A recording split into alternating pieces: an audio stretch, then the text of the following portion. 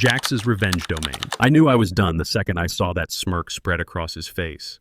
There I was, standing in front of 200 people in the company all-hands meeting, and Jared Hoffman, 28 years old, fresh MBA, and the CEO's son, was about to make an example out of me.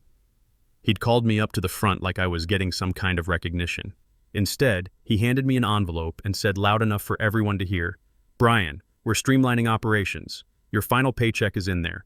$3,200. Thanks for your service. My name's Brian Maxwell. I'm 53, and I've been a lead systems engineer at Hoffman Defense Solutions for 22 years. 22 years of designing guidance systems that keep our soldiers safe overseas, 22 years of working weekends, missing family dinners, and pulling this company through 2 recessions with my patents. And this kid just fired me in front of the entire staff like I was some kind of dead weight. I didn't flinch. My Navy training kicked in. You don't show weakness when someone's trying to break you down. 6 years on, destroyers in the Persian Gulf taught me that much. When someone's testing you, you hold your ground and keep your mouth shut until you know exactly what you're dealing with. I took that envelope, nodded once, and walked back to my seat while 200 people pretended to look at their phones. The meeting dragged on for another 30 minutes about digital transformation and optimizing human capital, but I wasn't listening anymore. I was thinking about that $3,200 check and why that number felt familiar. My mind went back to a conversation I'd had with Stephen Coleman, the company founder, 15 years ago when he was still running this place. See, most people don't read their contracts too carefully after the first few years. But I'm an engineer, details matter. And Stephen was a former Marine, tough as nails, but fair. He understood what it meant to serve something bigger than yourself. After I'd just saved the company a multi-million-dollar lawsuit with one of my guidance system designs, he'd pulled me into his office. The walls were covered with photos of successful missile tests, thank you letters from military contractors, and a single framed picture of his old Marine unit. "Brian," he'd said, leaning back in his worn leather chair, "companies get greedy when they get comfortable. They forget who built the foundation they're standing on." Then he slid a contract amendment across his desk. It was simple. If my monthly pay ever dropped below $3,500, all my patents would automatically revert back to me. Stephen called it insurance against corporate stupidity. We both laughed about it then. Stephen tapped the document with his pen and said, "This isn't for now, Brian. This is for later. You'll know when later gets here." I'd signed it without much thought, figuring it was just the old man's way of showing loyalty to his key people. Neither of us thought anyone would be dumb enough to trigger it. But here's the thing about $3,200. It's exactly $300 below that threshold. I sat through the rest of that meeting calculating in my head. 8 major patents. 5 of them were core to our guidance systems that brought in about $40 million a year for the company. The other 3 were foundational designs that everything else was built on. Without those patents, Hoffman Defense couldn't manufacture a single unit of their primary product line. When the meeting finally ended, I walked back to my desk like nothing had happened. The office felt different now. People gave me those sympathetic looks you get at funerals. A few guys I'd mentored over the years came by to say they were sorry, that it wasn't right. I appreciated it, but I wasn't looking for sympathy. I was looking for my phone. First call was to Jennifer, my wife. She's worked in healthcare administration for 25 years, so she understands workplace politics and how quickly things can change. "Honey," I said, keeping my voice steady. "They just fired me." There was a pause. Then she asked the practical question, "What about insurance? What about the mortgage? We still owed $85,000 on the house, and with our daughter Sarah in medical school at $80,000 a year, this couldn't have come at a worse time. We'd planned everything around my salary continuing for at least another 12 years until I turned 65. "Don't worry about it," I told her. "I've got a plan." "What kind of plan?" Jennifer knows me well enough to hear when I'm being evasive. "Remember that contract clause Stephen Coleman added to my agreement back in 2008? The one that seemed too good to be true?" I could hear her thinking. She has an excellent memory for financial details. "The one about your pay threshold? That's the one. They just triggered it. What does that mean exactly?" "It means I need to make a phone call to Richard Walsh." Next call was to Richard Walsh, the patent attorney who'd helped me file all my designs over the years. Richard was also a Navy guy, served on destroyers in the Gulf during the same time I was there, though on different ships. We understood each other in that way veterans do. No wasted words, just facts. Rich, I said, remember that clause Stephen Coleman insisted on back in 2008? The one about pay thresholds? There was a long pause. I could hear papers rustling in the background. You're telling me they actually triggered it? $3,200 final paycheck. Today, in front of 200 people. Rich started laughing. Not a mean laugh, but the kind you make when you see someone walk into a glass door they should have seen coming. Brian, do you realize what you just inherited? 8 patents, all reverting to my sole ownership as of 5 p.m. today. Not just ownership, Brian. Control. They can't make their guidance systems without your designs. They can't fulfill their government contracts. They can't even manufacture spare parts for existing systems without licensing agreements. What's that worth to you? About $400,000 a year in licensing fees if you decide to be reasonable. To them, well, let's just say they're about to learn the difference between an employee and a business partner. I spent the next hour at my desk, cleaning out 22 years of my professional life while Richard started making calls to the patent office. I had photos of successful test flights, thank you letters from military contractors, commendations from 3 different defense secretaries, and a coffee mug Sarah had made me in high school that said "World's Best Dad Engineer." I packed it all carefully because I had a feeling I'd want these memories when this was all over. The cardboard box felt heavier than it should have. Each item represented years of work, late nights, weekends spent solving problems that kept our military personnel safe.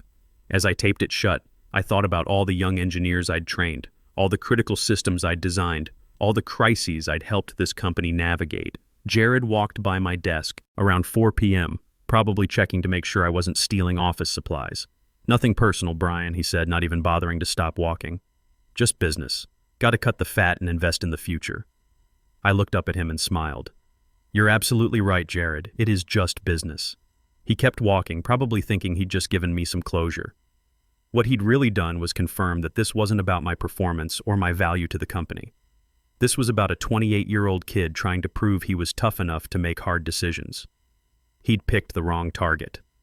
I finished packing around 5 p.m. and walked through the office carrying my box like I was just another Friday layoff.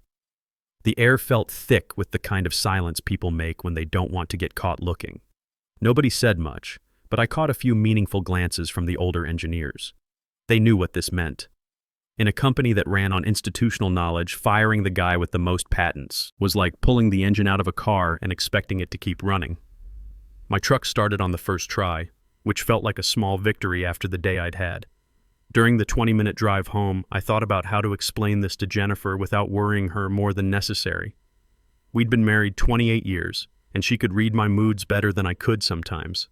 She'd know something big had happened the second I walked through the door. Our house sits on a quiet street in a neighborhood where most of the families have been there for 15 years or more. Jennifer had the front garden looking perfect as always. She said working with soil kept her hands busy when her mind was stressed about work. I could see her through the kitchen window, probably starting dinner early since she knew I'd had the all-hands meeting today. I walked in through the garage, set my box on the workbench next to my tools, and went inside. Jennifer looked up from chopping vegetables and immediately stopped what she was doing. "How bad?" she asked. "No hello, no how was your day?" After 28 years she could tell. "They fired me. Jared did it in front of everyone." She set down her knife and leaned against the counter. "Insurance?" "Cobra for 18 months. We'll figure it out." "The mortgage?" That's where things get interesting. I pulled out my copy of the patent documents and spread them on our kitchen table. "Remember when I told you about that clause Stephen added to my contract?" Jennifer sat down and started reading. She's got a mind for numbers. Has to, managing budgets for a 200-bed hospital. After a few minutes, she looked up. "These patents revert to you because they paid you less than $3,500. As of today, I own 8 patents that generate about $40 million a year for Hoffman Defense. They can't make their guidance systems without them. What does that mean for us? It means instead of being unemployed, I'm about to become their most expensive contractor." Jennifer got that look. She gets when she's calculating complex budget scenarios. How expensive? Richard thinks $400,000 a year in licensing fees is reasonable. She was quiet for a long moment, processing the numbers. "That's more than your salary. Quite a bit more. And they have to pay it?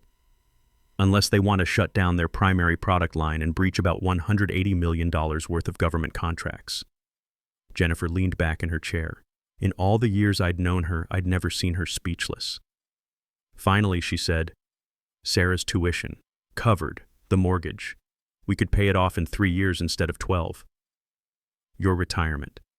I could retire tomorrow if I wanted to. Or keep working as a consultant and make more in 6 months than Hoffman paid me in 2 years."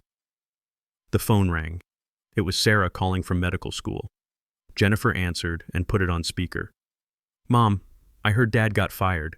Are you guys okay? Do I need to take a semester off?" Jennifer looked at me. I shook my head. "Sweetheart," I said, "your old man has things under control. You focus on your studies. But Dad, the tuition payment is due in 6 weeks. That's $40,000 for this semester. It'll be handled. Trust me." "Are you sure? Because I can take out more student loans or maybe get a job." "Sarah, listen to me. You're going to be a doctor. That's what you've wanted since you were 12 years old. Nothing about this changes that plan. Your tuition will be paid, and you won't graduate with any more debt than you already have." After we hung up, Jennifer and I sat in the quiet kitchen while she processed everything. "This is really happening? Richard's filing the paperwork right now. By Monday morning, those patents will be officially registered under my name. What about Roger? He's going to call. Probably. And when he does, he's going to offer my job back with a raise. Are you going to take it? Would you?" Jennifer thought about it. "After what Jared did today? After the way they treated you in front of everyone? Number one, I wouldn't go back there." That evening, I grilled burgers on our back deck while Jennifer called her sister to tell her the news. I could hear her through the screen door, explaining it as an early retirement package rather than getting into the details about patents and licensing agreements. Some stories are too complicated for people who've never dealt with intellectual property law. Around 8 p.m., my phone started buzzing with text messages from guys at work. Word was getting around that I'd been fired and they wanted to know if I was okay. I responded to a few, keeping it simple. "I'm fine. This might work out better than expected." My neighbor Tom wandered over while I was cleaning the grill. He's about my age, works for an insurance company, and we've helped each other with yard work for years. "Heard through the grapevine you're done at Hoffman," he said. "News travels fast. You doing okay? Need any help with anything?" "Appreciate it, Tom, but I think I'm going to land on my feet." "What's next? You looking for another engineering job?" I thought about how to answer that. "I'm thinking about consulting. Being my own boss for a while." Tom nodded. "Probably smart at our age. These companies don't value experience like they used to." After he left, I sat on my deck watching the sunset and thinking about the last 22 years.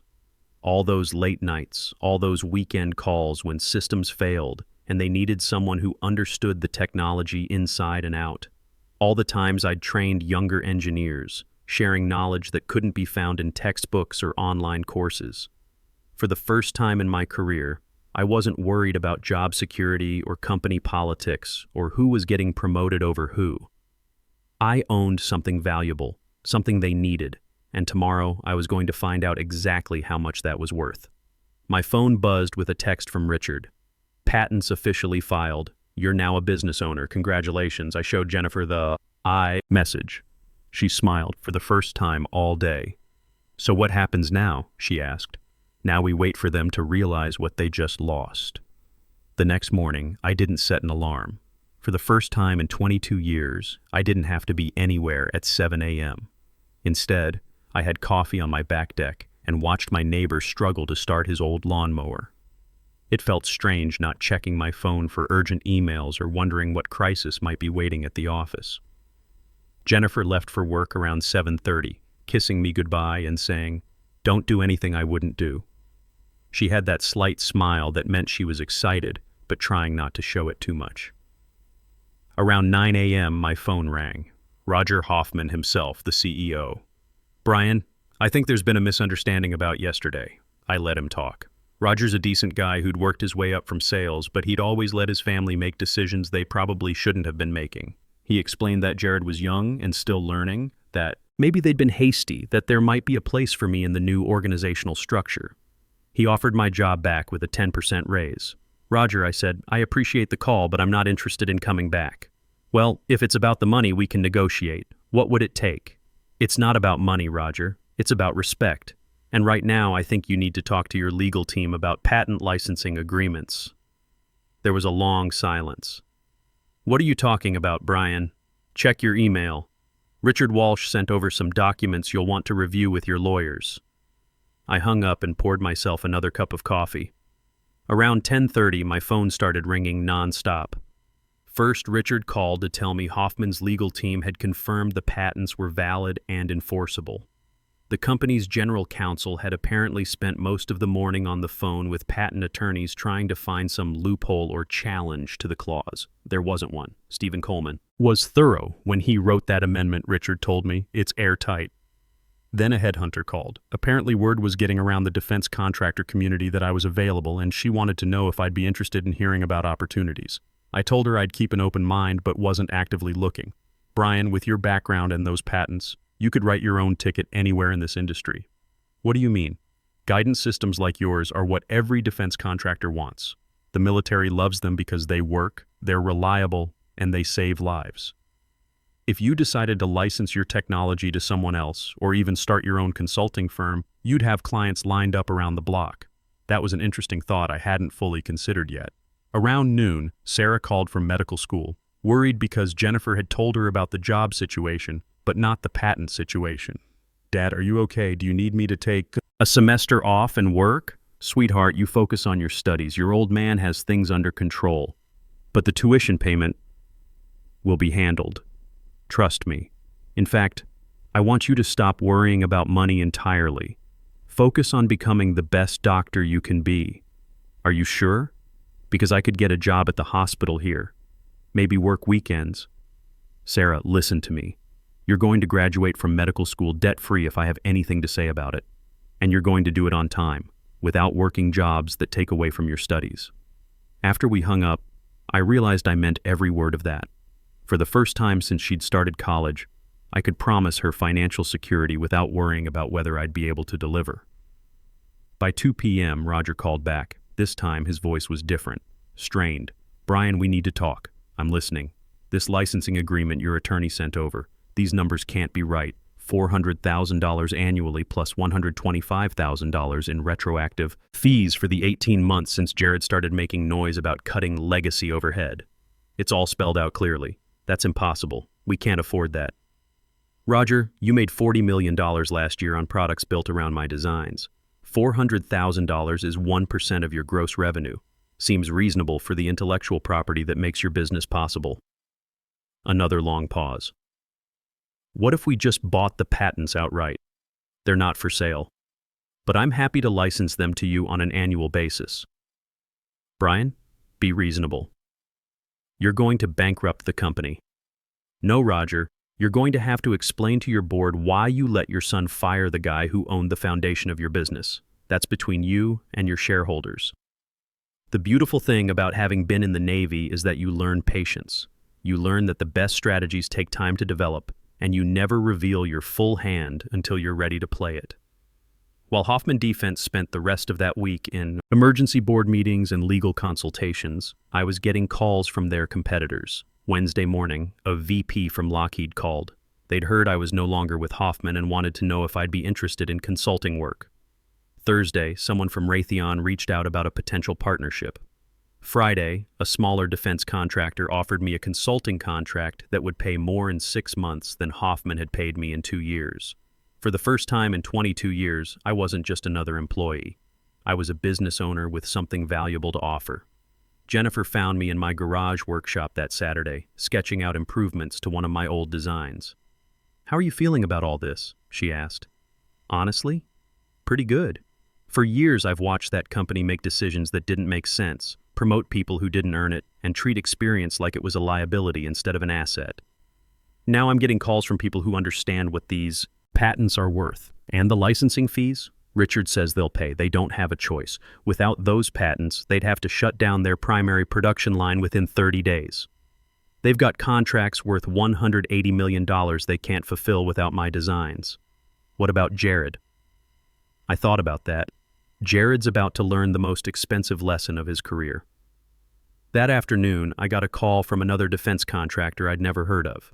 They were a startup, founded by former military engineers, and they were interested in licensing my technology for a new generation of guidance systems. Mr. Maxwell, we've been following your work for years. If you'd be willing to partner with us, we think we could develop something that would revolutionize how the military handles precision guidance. Tell me more. We've got the funding and the team. What we don't have is proven technology. Your patents would give us that foundation, and we'd be happy to discuss profit sharing. Arrangements that would make the licensing fees from Hoffman look like pocket change. I told them I'd consider it, but I wasn't ready to make any major decisions yet. First, I wanted to see how the situation with Hoffman played out. Sunday evening, Roger called again. This time he sounded tired, defeated. "Brian, we need to meet. The board wants to discuss terms. I'm listening. Not on the phone. Can you come in Monday morning? I'll be there at 10. After I hung up, Jennifer asked, "Think they're ready to negotiate seriously? I think they've run out of other options." That night, I laid out my best suit for the first time since Stephen Coleman's funeral 2 years ago.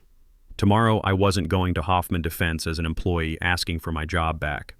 I was going as a business owner holding the keys to their future.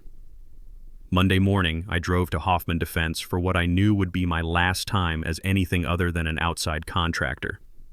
The parking lot looked the same, the building looked the same, but I felt completely different walking through those doors. I wasn't an employee anymore. I was a business owner about to negotiate the most important deal of my career. The security guard, Mike, who'd been there almost as long as I had, looked surprised to see me. "Mr. Maxwell, thought you were..." "I am. Just here for a meeting." He nodded and handed me a visitor's badge. A visitor's badge, after 22 years. The irony wasn't lost on me. The boardroom looked smaller than I remembered, though maybe it was just the way everyone inside seemed to be caving inward. Roger sat at the head of the table, his tie loosened, eyes bloodshot. To his right, Jared looked pale, his usual smirk replaced by something that looked like fear. Across from them sat the company's legal counsel, a woman named Patricia Walsh who'd been with the firm for about 5 years, and the CFO, a nervous man named Williams who kept checking his phone. I didn't sit right away. I let the room take me in. The click of my heels against the floor, the only sound. They'd expected my lawyer, Richard Walsh, to come alone. Instead, they got both of us. "Let's make this quick," I said, sliding my folder across the table. "Here's the licensing agreement. It's non-negotiable." Patricia picked it up and started reading. Roger looked like he was trying to find words that wouldn't come out wrong. Finally, he managed, "Brian, be reasonable. These terms are fair," I cut him off. "Annual licensing fees of $400,000, paid quarterly in advance. Retroactive usage fees of $125,000 covering the period since Jared started his cost-cutting campaign. And one additional condition. All marketing materials, product packaging, and investor presentations will carry my name as patent holder." Jared finally found his voice. "That last condition is ridiculous." I looked at him directly for the first time since walking in. "Is it? You want the products. You want the patents. You acknowledge the source. My name becomes part of your brand now." Williams, the CFO, was frantically scribbling numbers on his legal pad. "Mr. Maxwell, these fees represent a significant portion of our operating budget. They represent 1% of your gross revenue from products built on my technology. If that's too expensive, you're welcome to explain to your government contractors why you can't fulfill $180 million worth of orders." Patricia looked up from the contract. "This is legally binding?" Richard leaned forward. "Completely. The original clause was reviewed by 3 different patent attorneys when it was written. Mr. Maxwell owns those patents free and clear as of the moment his employment ended." Roger rubbed his temples. "What about a buyout? Name your price."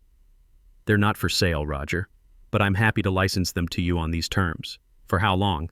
Annual renewable contract. As long as you honor the terms and treat the technology with respect, we can continue doing business." Jared was staring at the table, probably calculating how this was going to affect his standing with the board. "This is going to bankrupt us." "No," I said, my voice calm and steady. "This is going to teach you the difference between cutting costs and cutting your own throat." The room went quiet for a long moment. Finally, Roger looked at his legal counsel. "Patricia, it's enforceable. We don't have grounds to challenge it, and if we refuse, then we shut down primary production within 30 days and breach every major contract we have." Roger looked around the table at his team. then back at me. You've got us over a barrel. I've got patents for technology that keeps soldiers alive and makes this company profitable. I'm offering to let you continue using that technology for a fair price. Williams spoke up again.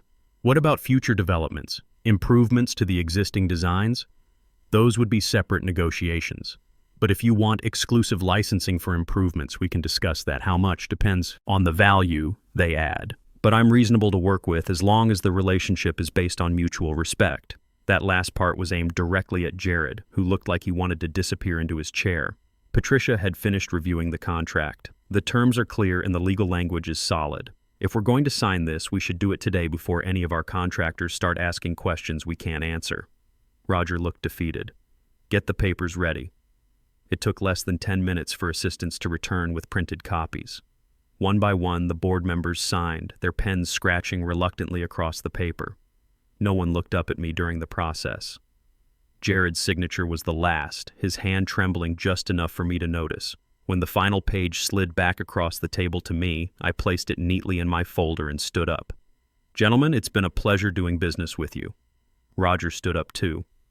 Brian, for what it's worth, I'm sorry about how this went down. I appreciate that, Roger. But this isn't about apologies. This is about recognizing value before you lose it. Any advice for us moving forward? I looked around the room one more time. Invest in your people. The ones who know how things work, who've been there through the hard times, who understand that loyalty goes both ways. Don't mistake experience for dead weight. As I walked to the door, I heard Jared's voice behind me. Brian, I stopped and turned around. Jared, you fired me in front of 200 people because you thought it would make you look decisive. That was your choice. This is mine. I left them sitting in the stale air of their own making, walked through the office I'd called home for 22 years, and headed for the parking lot.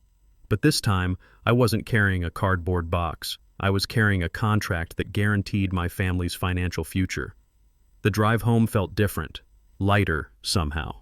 When I walked through our front door, Jennifer was waiting with a cup of coffee and a smile. How did it go? It's official. Annual licensing fees of $400,000 paid quarterly. Retroactive payments of $125,000 deposited by Friday, and my name on every product they make with my technology. Jennifer sat down slowly. We're really going to be okay? Better than okay. Sarah's tuition is covered through graduation. The mortgage gets paid off in 3 years, and I've got consulting offers that would let me work when I want to, not when someone else tells me I have to. That evening, Sarah called from medical school. I told her not to worry about tuition anymore, not to take any jobs that would interfere with her studies, and to focus on becoming the doctor she'd always wanted to be. Dad, are you sure? This seems too good to be true. Sweetheart, sometimes the best revenge is just being too valuable to throw away. And sometimes, when someone makes a mistake, the best thing you can do is let them pay for it. A week later, I was in my garage workshop when the phone rang. It was the startup defense contractor who'd called about partnering on new guidance technology. Mr. Maxwell, we've been thinking about our conversation. What would it take to get you to consider an exclusive development deal? I looked at the sketches I'd been working on, improvements to systems that could revolutionize precision guidance. Let me get back to you on that. For the first time in my career, I had options. Real options. Not just different employers, but the chance to build something new, something better, something with my name on it from the beginning.